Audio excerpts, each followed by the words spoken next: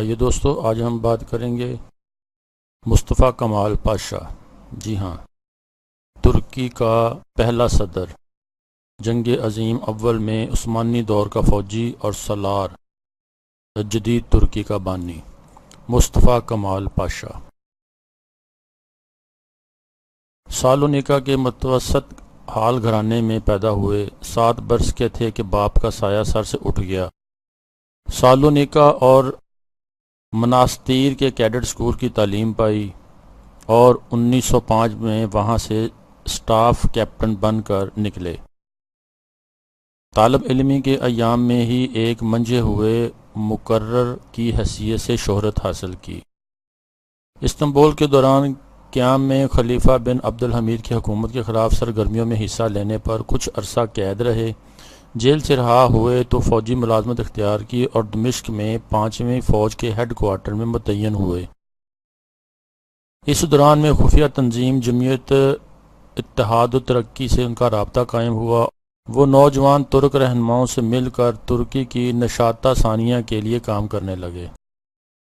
1908 کے انقلاب ترکیہ کے بعد کچھ عرصہ کے لیے سیاست سے علیحدگی اختیار کر لی۔ جنگ اطالیہ اور جنگ بلقان میں مختلف محاذوں پر فوجی خدمات سر انجام دیں اور اپنی حاضر دماغی اور جرت کے سبب شہرت حاصل کی۔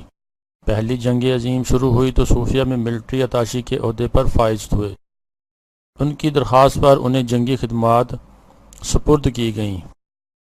انہوں نے 1915 میں انگریزوں اور فرانسیسیوں کے خلاف ابنائے فاسفورس کی کامیاب مدافعت کی۔ اس پر انہیں جنرل کے عہدے پر ترقی دے دی گئی۔ 1916 میں روسی فوج کو شکست دے کر ترکی کا مقبوضہ علاقہ آزاد کرا لیا۔ 5 جولائی 1917 کو 7ویں فوج کے کمانڈر مقرر ہوئے اور 30 اکتوبر 1918 کو معاہدہ امن پر دستخط ہو گئے، جس کے بعد 7ویں فوج توڑ دی گئی اور مصطفیٰ کمال پاشا واپس استنبول بلا لیے گئے۔ اس وقت کے خلیفہ وحید الدین سریر آرائے سلطنت تھے۔ ملک میں طوائف الملوک کی پھیلی ہوئی تھی۔ خلیفہ وحید الدین کو ان کے عزائم کا علم نہ تھا۔ انہوں نے اتا ترک کو 9ویں فوج کا انسپکٹر جنرل مقرر کر دیا، جس کا کام باقی ماندہ فوج سے ہتھیار واپس لینا تھا، لیکن انہوں نے اس کے برعکس تحریک مقاومت کی تنظیم شروع کی۔ انہوں نے اس تحریک کے دوسرے رہنماؤں سے رابطہ کیا اور مادر وطن کے تحفظ کے لیے سرگرم عمل ہو گئے۔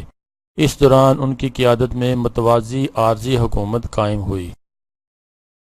1920 میں اتا ترک انگورا میں ترکی کی پہلی اسمبلی کے صدر منتخب ہوئے اور پھر 1921 میں ان کی قیادت میں ترکوں نے یونانیوں کے خلاف جنگ چھیڑی، جنہوں نے ایشیائے کوچک کے بہت بڑے حصہ پر قبضہ کر لیا۔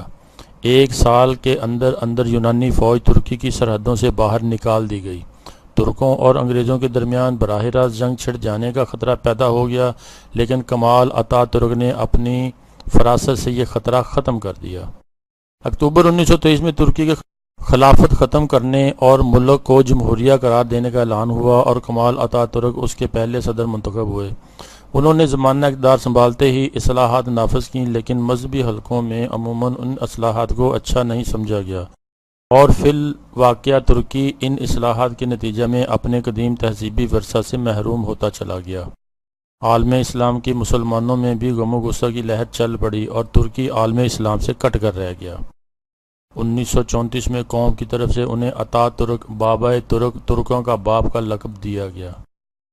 مصطفیٰ کمال اتا ترک کی قیادت میں ترکی نے رومن رسم الخط اپنا کر اپنی اگلی نسلوں کو اپنی تاریخ سے محروم کر دیا۔ کتابوں کے ذخائر تو موجود رہے، مگر ترکی کے لوگ انہیں پڑھنے کے قابل نہ رہے، پھر بیکار سمجھ کر ان کتابوں کو ضائع کرتے رہے۔ انگریزی کہاوت ہے کہ دشمن کو اپنی تاریخ سے دور کرنا بالکل ایسا ہی ہے جیسا کہ انہیں نہتا کرنا۔ دوستو، آپ کو ہماری ویڈیو پسند آئے تو سبسکرائب کریں، لائک کریں، شیئر کریں، تاکہ آپ کو نئی اور اچھی معلوماتی ویڈیو ملتی رہیں۔ شکریہ۔